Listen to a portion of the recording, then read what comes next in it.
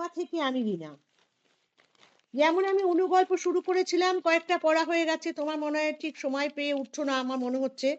সময় পেলে কিন্তু সবাই পড়তেই পারবে, কারণ শুনতেই পারবে, কারণ একদম ছোট ছোট গল্প, 10-12 মিনিটের মধ্যে গল্প শেষ। খুব ভালো লাগবে গল্পগুলো, একটু অন্য রকমেরই গল্প। আমি এইটাই পড়ছি এখন থেকে। এবারের গল্প এরকমই একটা ছোট্ট গল্প। গল্পটির নাম পুজোর শাড়ি।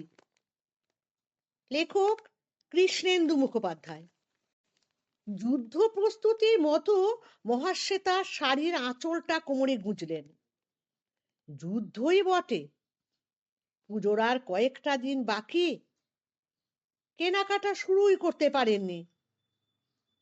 মাথা গুঁজে স্কুলের খাতা দেখতে হয়েছে শনি রবি পর্যন্ত। আজ ঠিক করেছেন পুরো পুজোর বাজার শেষ করে তবেই বাড়ি ফিরবেন। টিচার্স রুমে শুনেছেন হেমলতা শাড়ি কুঞ্জোর কথা।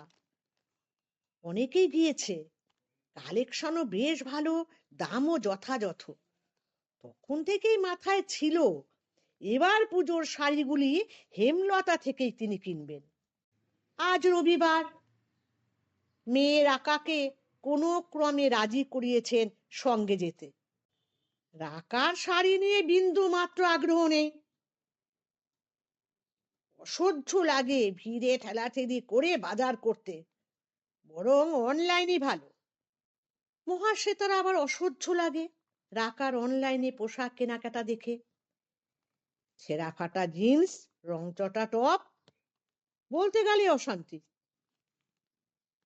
সেই রাকাকেই আজ অনেক তোয়াজ করে রাজি করাতে পেরেছেন। আজ রবিবার, ড্রাইভার স্বপনের ছুটি। কেনাকাটার পরে অত প্যাকেট একা সামলে এক ক্যাবে আসা ঝঞ্ঝাটেরও।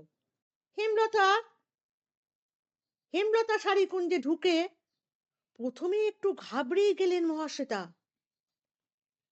একটা বড় হল ঘরের মতো জায়গা, চারদিকে কাউন্টার, সেখানে উপচে পড়ছে শাড়ির স্তূপ। বিক্রি করার জন্য অসংখ্য সেলস গার্ল। তাদেরই একজন মধুরিমা ওদের ডেকে নিল। আসুন ম্যাডাম।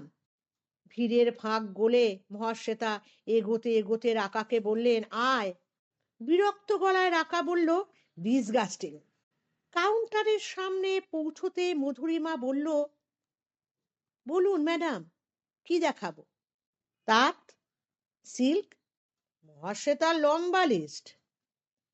কাকে কি ধরনের শাড়ি দেবেন, তার কি রং পছন্দ, বাজেট ইত্যাদি ধরে ধরে মোবাইলে নোটপ্যাডে লিস্ট তৈরি করে এনেছেন। লিস্ট দেখে দেখে মহাশ্বেতা বলতে শুরু করলেন। মধুরিমা হাসি মুখে শাড়ি দেখাতে থাকলো। মাঝে মাঝে মহাশ্বেতার পছন্দের বাইরেও নানা রকমের শাড়ি। অন্যরকম ওই শাড়িগুলো নিজের জন্য বেছে রাখলেন। মধুরিমা মহাশ্বেতার পছন্দ করা শাড়ির স্তূপ আলাদা করছে। এমন সময়ে একটা গলা পেলেন।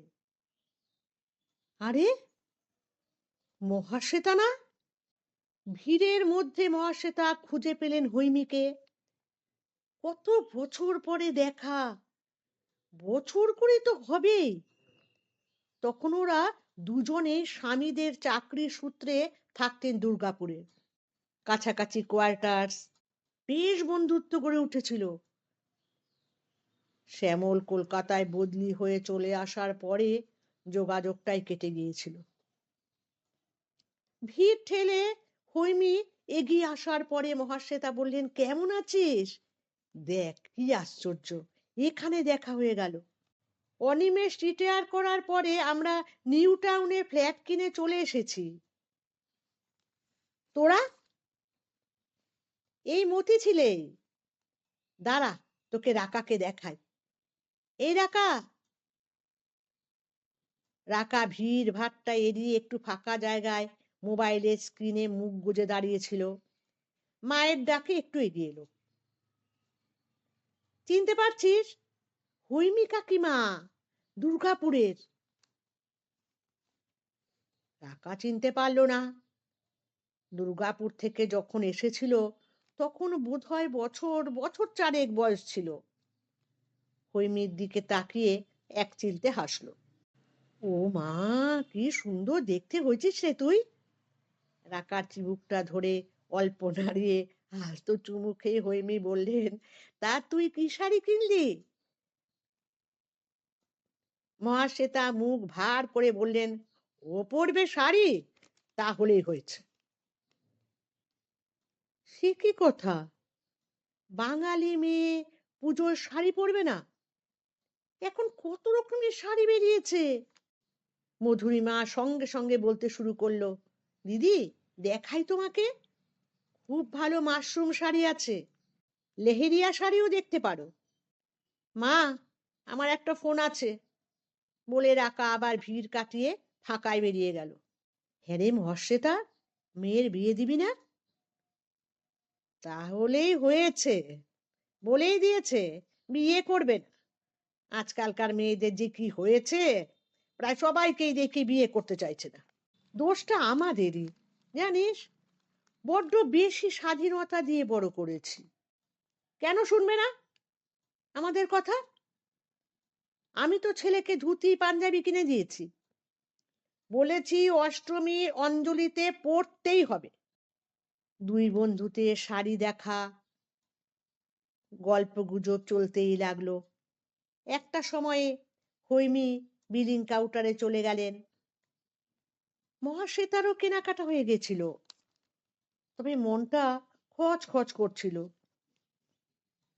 কেন রাকা ওর কথা শুনে পুজোর দিনে একটাও শাড়ি পরবে না? আবার রাকাকে ডাকলো। এগিয়ে এসে বিরক্ত করে রাকা বলল, হয়েছে কি তোমার মা? গলাটা কঠিন করে মহাশ্বেতা বললেন, তোমাকে একটা পুজোর শাড়ি নিতেই হবে।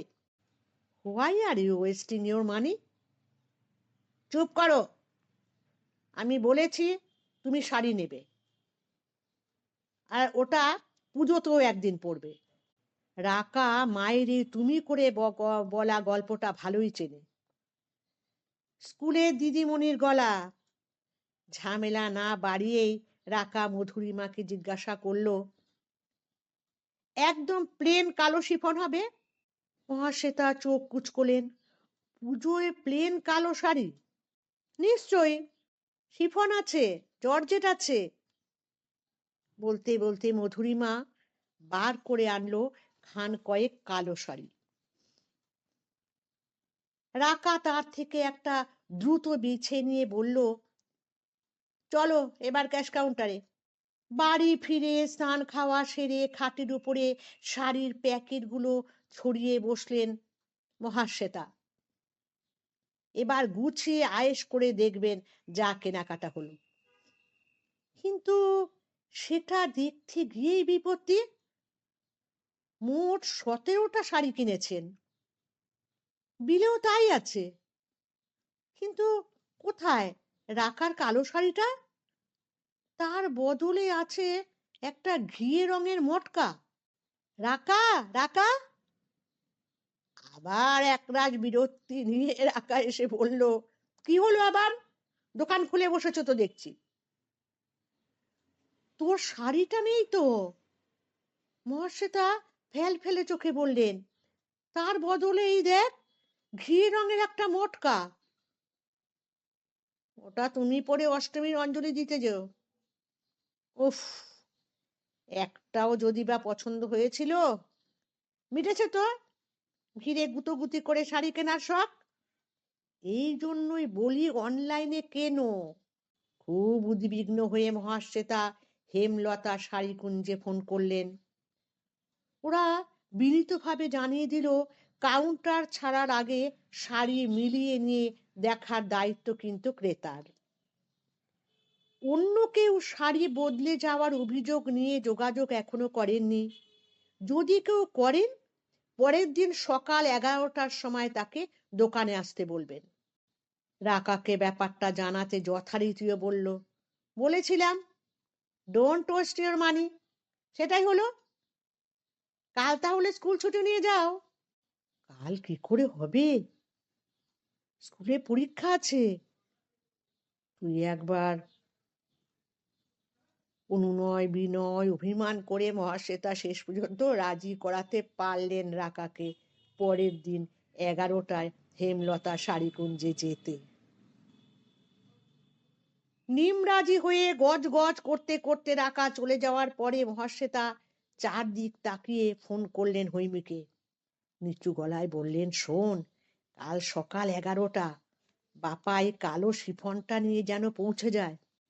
শাড়ি কেনার গল্পগুজবের ফাঁকে হৈমী বলেছিলেন, তোরটা তুই বিয়ে করবে না বলছে, আর আমার ছেলেটা ইঞ্জিনিয়ারিং পাশ করে চাকরি করে টাকা জমাচ্ছে, তারপর নাকি সে এমবিএ করবে, তার আগে বিয়ের নাম উচ্চারণ করতে বারণ করেছে। অথচ ছোটবেলায় দুটোকেই কত পছন্দ করতো, বলতো বলতো বিয়ে করবে আবার। একটা বুদ্ধি আছে বুঝেছিস, দেখি চেষ্টা করে বিলিং এর সময় আমার সামনে দাঁড়াস। দুই বন্ধুর এই অভিসন্ধিটা শেষ পর্যন্ত সফল হলো কি না জানা যাবে পুজোয় যদি কালো শিফন পরা রাকাকে ধুতি পাঞ্জাবি পরা বাপাইয়ের সঙ্গে দেখা যায় অষ্টমীর দিন কোনো একটা পুজো প্যান্ডেলে। কেমন লাগলো গল্পটি? আমি বলেছিলাম না বেশ ভালো লাগবে, ছোট ছোট গল্প, কোনো রকমের সাসপেন্স নেই, কিছু নেই, খুব সুন্দর, বেশ অল্প একটু 10-12 মিনিটের মধ্যে তোমাদের এই গল্প শোনাও শেষ হয়ে যাবে। আর আশা করি ভালো লাগলে শেয়ার করো বন্ধুদের, সুযোগ করে তোমরা পড়ো। আমার ভালোবাসা রইল। আজকের মতো নমস্কার।